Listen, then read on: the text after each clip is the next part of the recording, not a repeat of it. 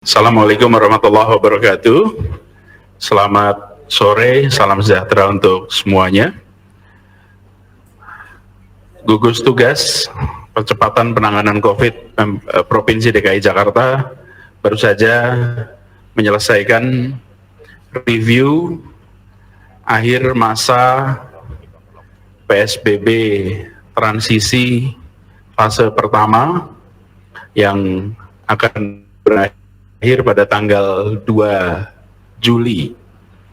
Dan dalam review tadi mendengarkan laporan situasi penularan COVID di DKI Jakarta. Hadir bersama tadi dari unsur Pemprov, kemudian Kodam Jaya, Polda Metro Jaya, ada juga Pak Pangkoops AU, Komando Armada 1, dan Lantamal, dan Kejaksaan Tinggi, Pengadilan Tinggi, semua unsur dalam gugus hadir. Lalu di dalam pembahasan tadi, di review kondisi di Jakarta, apa yang terjadi selama 1 bulan terakhir, di situ nampak bahwa secara umum masih perlu ada peningkatan kedisiplinan masyarakat di dalam 3 aspek penting. 1 adalah penggunaan masker, 2 adalah mencuci tangan secara rutin, yang ketiga adalah menjaga jarak. 3 ini perlu kita jaga dan tingkatkan. Lalu terkait dengan status di Jakarta sendiri, saya akan menunjukkan hasil pantauan yang dilakukan oleh Dinas Kesehatan di Jakarta. Bisa dilihat di sini, terlihat gambarnya ya. Lihat gambarnya bahwa ini adalah gambaran mapping kecepatan laju insiden rate di Jakarta yang secara umum situasinya relatif terkendali.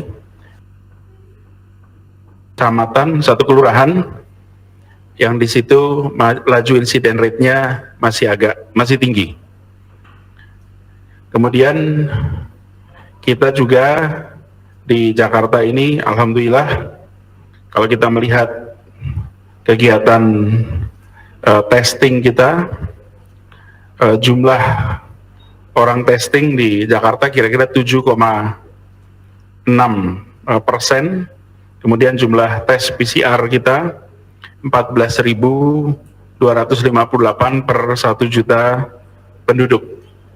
Jadi dari sini nampak bahwa kita sudah di atas yang diharuskan oleh WHO. WHO mengharuskan bahwa sebuah wilayah harus melakukan 1.000 tes per 1 juta penduduk. Jakarta dengan 11 juta penduduk, maka harus melakukan 11.000 tes per minggu. Dan di DKI ini kita berhasil melakukan, paling nggak minggu terakhir ini, 14.000 testing per 1 juta penduduk. Kemudian angka terakhir terkait dengan perkembangan di Jakarta, ini per 30 Juni per kemarin, ini indikator pelonggaran.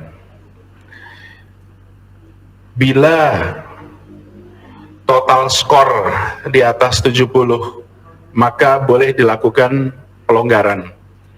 Dan dari indikator pantau pandemi yang disusun oleh tim Fakultas Kesehatan Masyarakat Universitas Indonesia, gambarnya bisa Anda lihat di situ. Ada 3 unsur. Unsur pertama adalah epidemiologi, yang kedua kesehatan masyarakat, yang ketiga adalah fasilitas kesehatan. Di sini terlihat bahwa unsur epidemiologi di Jakarta skornya 75, unsur kesehatan publik skornya 54, dan fasilitas kesehatan skornya 83, sehingga total skor di DKI 71. bila dibandingkan dengan kondisi angka fasilitas kesehatan kita berubah. Bulan lalu 100, sekarang angkanya 83, bukan karena ada problem di dalam fasilitas kesehatan, tapi karena ada tenaga medis yang terpapar, sehingga fasilitas kesehatannya harus ditutup. Karena ditutup, maka tidak berfungsi 100%. Tapi begitu nanti bisa dibuka lagi, insya Allah kita akan kembali ke skor 100. Nah, total skornya 71, dengan total skor ini artinya status kita memang kita bisa melakukan pelonggaran, dan kesimpulan dalam rapat gugus tadi disimpulkan bahwa PSBB transisi, yang itu artinya semua kegiatan berlangsung masih dengan kapasitas 50%, akan diteruskan 14 hari ke depan.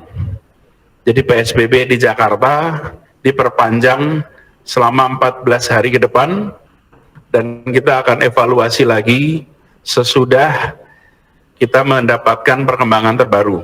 Terima kasih sudah nonton. Jangan lupa like, subscribe, dan share ya.